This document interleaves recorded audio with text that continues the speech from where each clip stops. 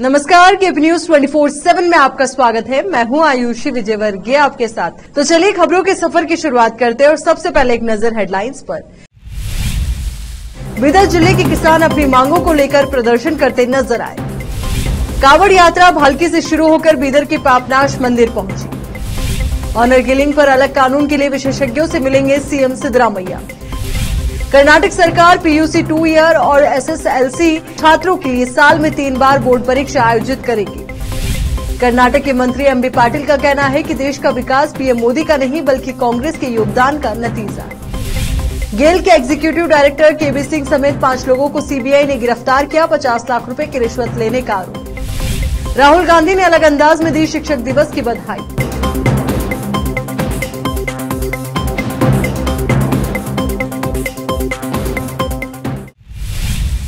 अब देखते हैं समाचार विस्तार से। कर्नाटक राज्य एक बार फिर सूखे की चपेट में है। अब राज्य सरकार को बीदर जिले के सभी तालुकों के साथ 130 तालुकों को सूखा क्षेत्र घोषित करने के बारे में सोचना चाहिए। केंद्र सरकार से अनुरोध है कि राज्य में सूखे से निपटने और राज्य के किसानों की सुरक्षा के लिए तत्काल अधिक धनराशि जारी की जाए। एनडीआरएफ की नीति ओबेरॉय के जमाने की है। इसे संशोधित कर वैज्ञानिक ढंग से तैयार किया जाना चाहिए।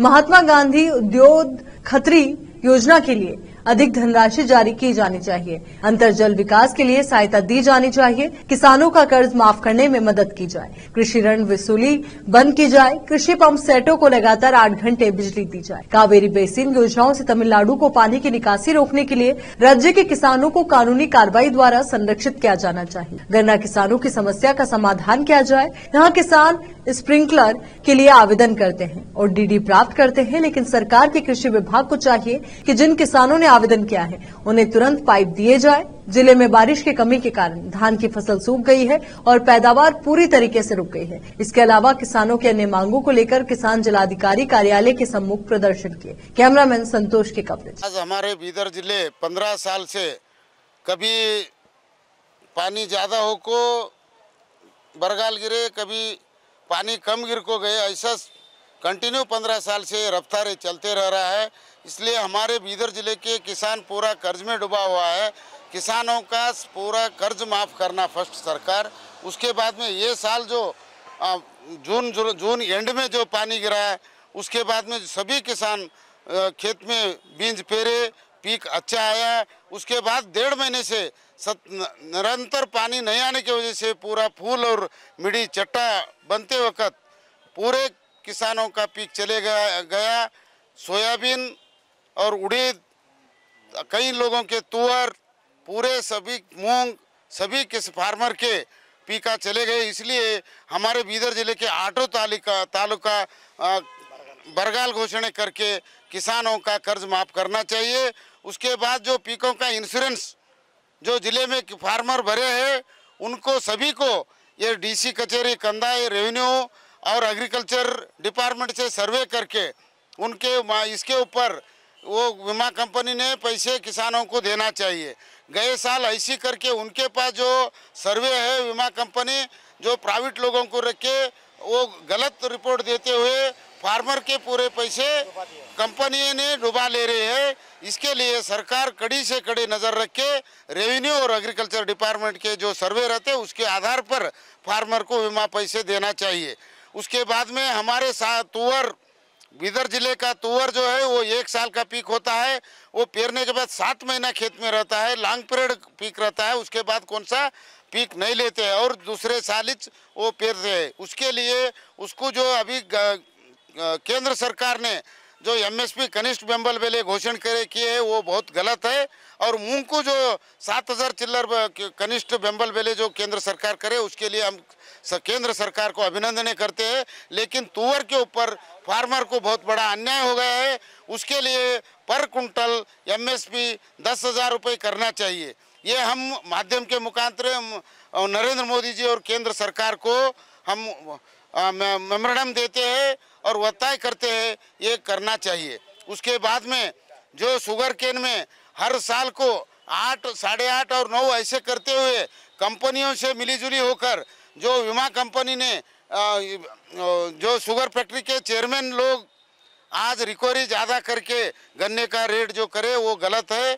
और 8.5 रिकवरी को पहले था वैसे ही 8.5 रिकवरी के ऊपर शुगर केन का रेट करना चाहिए। ये नरेंद्र मोदी को मालूम नहीं है। केंद्र के कृषि मंत्री और फैक्ट्री जो भारत देश में जो फैक्ट्रियां हैं उनको मिलीजुली होकर पैसे खाकर ये आज शक्कर के जो गन्ने का रेट मौजा कर रहे हैं वो किसानों को बहुत गलत कर रहे हैं। अभी 10.25 करे हैं। ये पहले 5-6 साल के 10 साल के रिकॉर्ड निकाल के देखिए, उससे पहले 8.5 रिकवरी को शुगर केन का रेट होता था।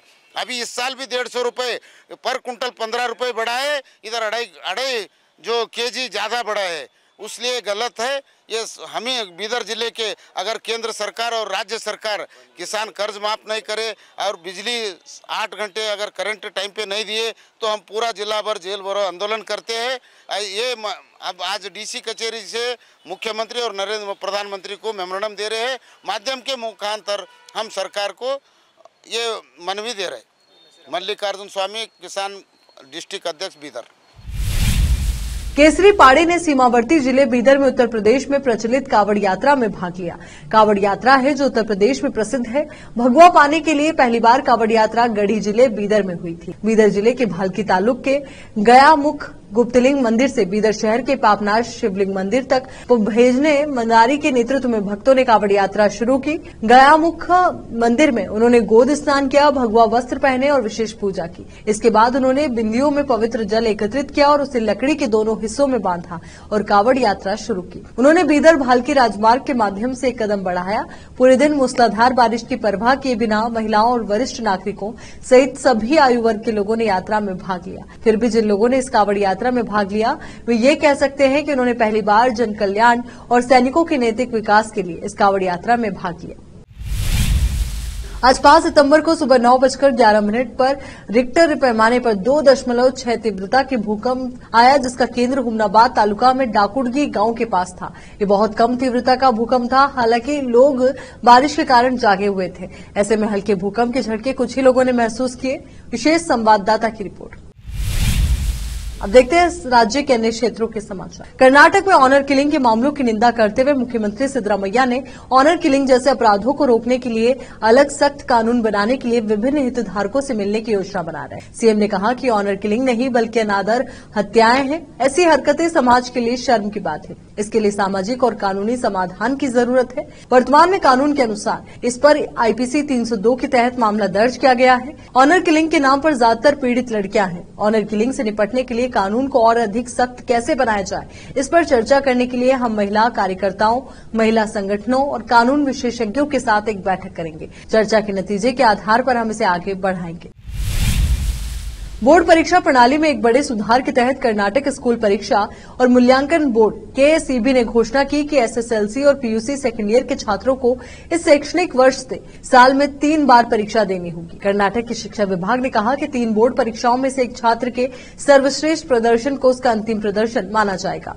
शिक्षा विभाग ने यह भी कहा कि परीक्षा की पिछली प्रणाली जहां एक मुख्य परीक्षा और एक पूरक परीक्षा होती थी, वो छात्रों में तनाव और चिंता पैदा कर रही है। विभाग ने कहा कि नवीनतम कदम में छात्रों में सकारात्मक दृष्टिकोण पैदा करने के लिए सभी 3 परीक्षाओं को मुख्य और पूरक के बजाय बोर्ड परीक्षा कहा जाएगा। वर्तमान में यदि दूसरी पीयूसी परीक्षा उत्तीर्ण करने वाले कोई छात्र किसी विषय में प्राप्त अंकों से संतुष्ट नहीं है तो मुख्य परीक्षा में उस विषय में प्राप्त अंकों को अस्वीकार करने और फिर से पूरक परीक्षा देने का विकल्प होता है। लेकिन पूरक परीक्षा में प्राप्त अंकों को पिछली परीक्षा में प्राप्त अंकों पर विचार किए बिना केवल छात्र के अंतिम अंक माना जाता है। नई परीक्षा प्रणाली पहली, दूसरी और तीसरी परीक्षा में प्राप्त सर्वोत्तम अंकों को बरकरार रखते हुए स्कोर में सुधार करने का अवसर प्रदान करेगी।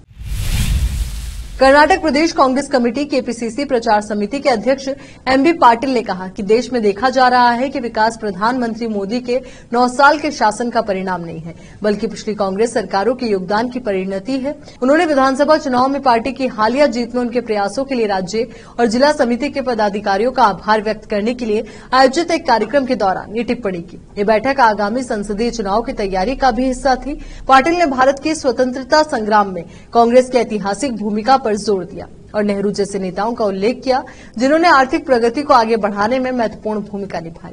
उन्होंने पीएम मोदी और अन्य भाजपा नेताओं से इस इतिहास को स्वीकार करने का आग्रह किया।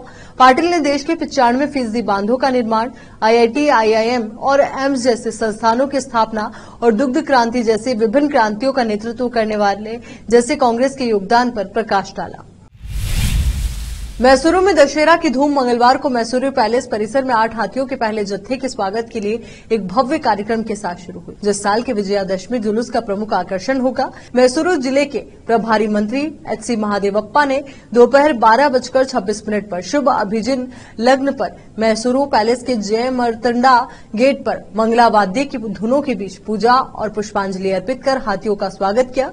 मैसूरू शहर पुलिस ने मैसूरू पुलिस बैंड के साथ हाथियों को गार्ड ऑफ ऑनर दिया। अभिमन्यु के नेतृत्व में हाथी धनंजय, भीम, महेंद्र, गोपी, कंजन, विजया और वरलक्ष्मी ने महल की ओर मार्च किया, जबकि अर्जुन ने इस कार्यक्रम में भाग नहीं लिया क्योंकि वो एक बाघ को पकड़ने के लिए एक ऑपरेशन का हिस्सा थे जिसने कोटे तालुका में एक लड़के की जान ले ली थी। कलश लेकर 5 महिलाओं ने भी हाथियों का स्वागत किया।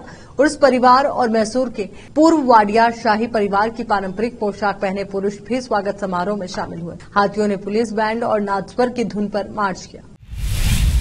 यहाँ रुक रहे एक छोटे से ब्रेक के लिए, फौरन लौटेंगे।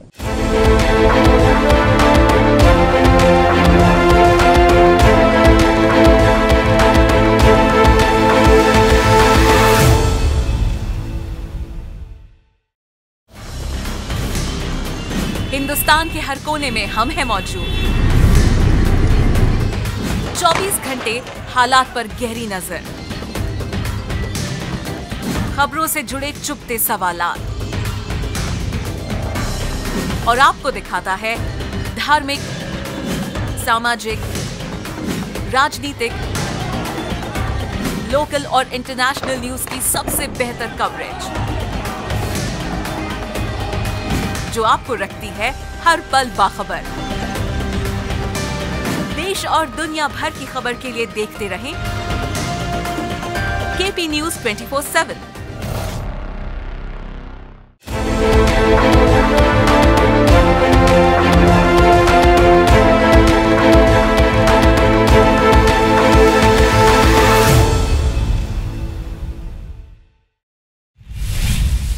ब्रेक के बाद एक बार फिर से आपका स्वागत। गेल के एग्जीक्यूटिव डायरेक्टर केबी सिंह के खिलाफ बड़ी कार्रवाई हुई है। सीबीआई ने 5 लोगों समेत उन्हें गिरफ्तार कर लिया है। उन पर गेल के प्रोजेक्ट को दिलाने के नाम पर 50 लाख रुपए की रिश्वत लेने का आरोप है। सीबीआई इनके दिल्ली, नोएडा, विशाखापट्टनम के ठिकानों पर रेड्स कर रही है। 5 सितंबर की तारीख को पूरा देश शिक्षक दिवस के रूप में मनाता है। पीएम मोदी से लेकर तमाम नेताओं ने इस दिन के महत्व को देखते हुए देश को शुभकामनाएं दी। अब कांग्रेस सांसद राहुल गांधी ने भी अलग अंदाज में शिक्षक दिवस की शुभकामनाएं दी हैं। उन्होंने इस खास दिन की बधाई देते हुए कहा कि वो अपने विरोधियों को भी अपना गुरु मानते हैं। कांग्रेस सांसद राहुल गांधी ने अपने फेसबुक पेज से शिक्षक दिवस की बधाई दी। उन्होंने लिखा कि राष्ट्रीय शिक्षक दिवस पर सभी गुरुजनों को मेरा सादर नमन। भारत के पूर्व राष्ट्रपति डॉक्टर सर्वपल्ली राधाकृष्णन जी को उनकी जयंती पर विनम्र श्रद्धांजलि। गुरु का स्थान जीवन में बहुत ऊंचा होता है, जो आपके जीवन के मार्ग को प्रकाशित कर सही दिशा में चलने की प्रेरणा देते। महात्मा गांधी, गौतम बुद्ध, श्री नारायण गुरु जैसे महापुरुषों को गुरु मानता हूं, जिन्होंने हम सबको समाज में सर्वजन की समानता और हर किसी के प्रति करुणा और प्रेम का ज्ञान दिया। राहुल गांधी ने अपने पोस्ट में आगे लिखा कि भारत के लोग भी गुरु समान हैं, जो हमारे देश की विविधता में एकता का उदाहरण देते हैं, हर समस्या से हिम्मत के साथ लड़ जाने की प्रेरणा देते हैं, जो विनम्रता और तपस्या का साक्षात रूप है। उन्होंने आगे लिखा कि अपने विरोधियों को भी मैं अपना गुरु ही मानता हूं, जो अपने आचरण से, अपने झूठों से, अपनी बातों से मुझे ये सिखाते हैं कि मैं जिस रास्ते पर चल रहा हूं बिल्कुल सही है और इस पर आगे बढ़ते रहने के लिए हर कीमत कम है। भारत के पूर्व राष्ट्रपति सर्वपल्ली राधाकृष्णन की जयंती 5 सितंबर को देश शिक्षक दिवस के रूप में मनाता है। राधाकृष्णन को भारतीय संस्कृति के संवाहक, प्रख्यात शिक्षाविद और महान दार्शनिक के तौर पर जाना जाता है। पीएम मोदी ने भी सर्वपल्ली राधाकृष्णन को उनकी जयंती पर श्रद्धांजलि दी। उन्होंने कहा कि शिक्षक हमारे भविष्य के निर्माण और प्रेरक सपनों में महत्वपूर्ण भूमिका निभाते हैं। हम उनके अटूट समर्पण और महान प्रभाव के लिए उन्हें सलाम करते हैं। राष्ट्रपति भवन में G20 शिखर सम्मेलन के रात्रि भोज को लेकर निमंत्रण भेजा गया। निमंत्रण पत्र प्रेसिडेंट ऑफ इंडिया की जगह प्रेसिडेंट ऑफ भारत लिखा हुआ है, जिसे लेकर विपक्षी गठबंधन इंडिया व दिल्ली के मुख्यमंत्री अरविंद केजरीवाल समेत कई नेता भड़क गए और बीजेपी पर हमला बोला। केजरीवाल ने आज प्रेस कॉन्फ्रेंस के दौरान कहा कि अगर किसी पार्टी का गठबंधन इंडिया बन जाता है तो भाजपा देश का नाम बदल देगी। देश 140 करोड़ लोगों का है, किसी एक पार्टी का नहीं।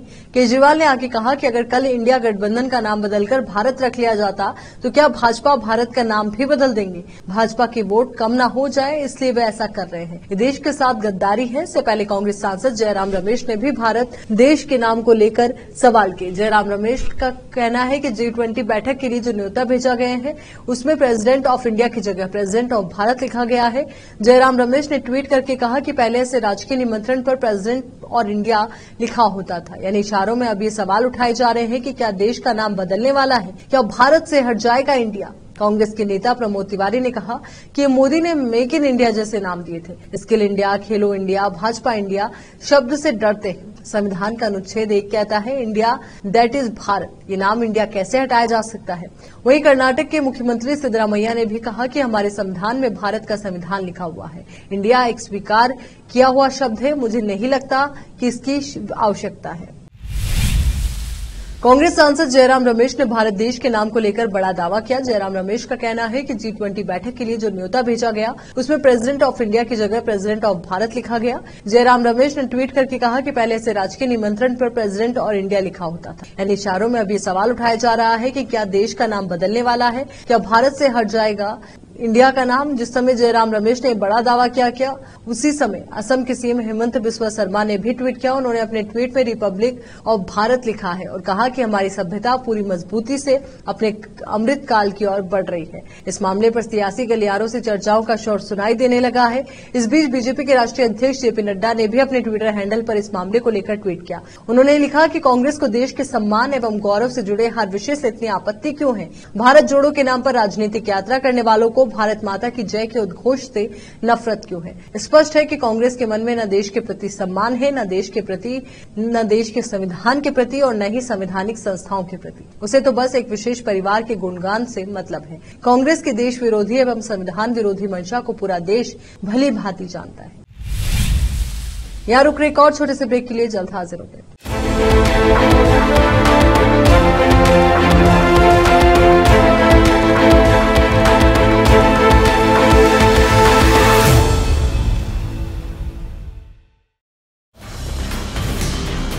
हिंदुस्तान के हर कोने में हम हैं मौजूद। 24 घंटे हालात पर गहरी नजर, खबरों से जुड़े चुपते सवालात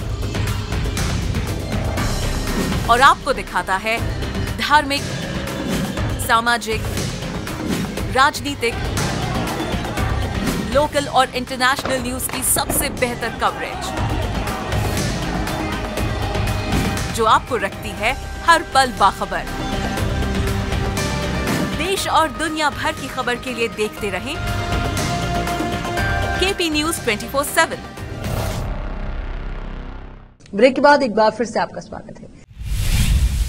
G20 समिट में हिस्सा लेने के लिए दुनिया भर के कई राष्ट्राध्यक्ष भारत आ रहे हैं। इनमें खासतौर पर सऊदी अरब के प्रिंस मोहम्मद बिन सलमान भी शामिल हैं। उनके भारत आने से पाकिस्तान में बड़ी घबराहट है। 9 और 10 सितंबर को होने वाली बैठक में हिस्सा लेंगे। इस दौरान वे एक दिन भारत में रुकेंगे। भारत ने उन्हें स्टेट विजिट का भी निमंत्रण दिया है।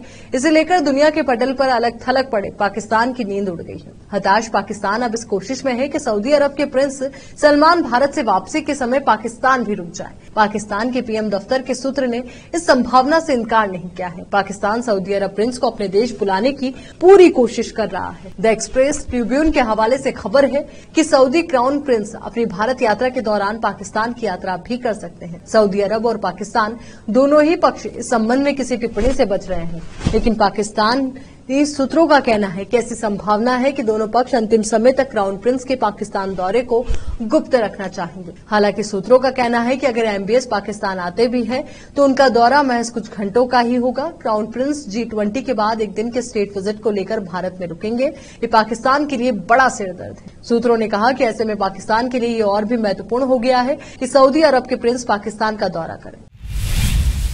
कोलंबिया से एक बड़ी खबर सामने आई है। यहाँ के विद्रोही समूहों के बीच हिंसक झड़प हुई है। इस झड़प में 9 लोगों की मौत हो गई है। एएफपी ने गवर्नर के हवाले से जानकारी दी है। गौरतलब है कि दक्षिण अमेरिकी देश में काफी समय से शांति की कोशिशें की जा रही है। ऐसे में घटना उन प्रयासों पर सवाल खड़ा करती है जो शांति के लिए किए जा रहे थे। मीडिया रिपोर्ट्स के मुताबिक ये हिंसक झड़प एफआरसी गुरिल्ला समूह और नेशनल लिबरेशन आर्मी ELN के लोगों के बीच। हालांकि अभी ये सामने नहीं आया है कि मरने वाले कौन लोग हैं। खबर ये भी है कि इस झड़प में 5 लोग घायल हैं, जिसमें एक नाबालिग लड़की भी शामिल है। गवर्नर विलिंटन रॉड्रिग्स ने इस बारे में बहुत खुलकर जानकारी नहीं दी है। यहां आपको बता दें कि ELN गुरिल्ला ग्रुप की सरकार के साथ सोमवार को चौथे दौर की बैठक हुई थी, जिसके बाद मानवीय मदद की घोषणा भी हुई थी। अब एक नजर फिल्मी समाचारों पर। पंकज त्रिपाठी कभी एक कमरे के घर में रहते थे, आज मुंबई के सबसे महंगे इलाके में है उनका खूबसूरत आशियाना। अब समाचार खेल जगत से हैं। विश्व कप 2023 के लिए ऐसी हो सकती है टीम इंडिया की बेस्ट प्लेइंग 11, तो वहीं आपको बता दें कि इसके लिए कप्तानी दी गई है राहुल को।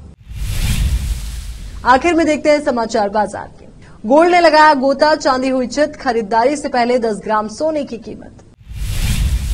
चलिए एक बार फिर से नजर डालते हैं हेडलाइंस पर। बीदर जिले के किसान अपनी मांगों को लेकर प्रदर्शन करते नजर आए। कांवड़ यात्रा भालकी से शुरू होकर बीदर के पापनाश मंदिर पहुंची। ऑनर किलिंग पर अलग कानून के लिए विशेषज्ञों से मिलेंगे सीएम सिद्धरामैया। कर्नाटक सरकार PUC 2 ईयर और SSLC छात्रों के लिए साल में 3 बार बोर्ड परीक्षा आयोजित करेगी। कर्नाटक के मंत्री MB पाटिल का कहना है कि देश का विकास PM मोदी का नहीं बल्कि कांग्रेस के योगदान का नतीजा। गेल के एग्जीक्यूटिव डायरेक्टर KB सिंह समेत 5 लोगों को CBI ने गिरफ्तार किया, 50 लाख रुपए की रिश्वत लेने का आरोप। राहुल गांधी ने अलग अंदाज में दी शिक्षक दिवस की बधाई।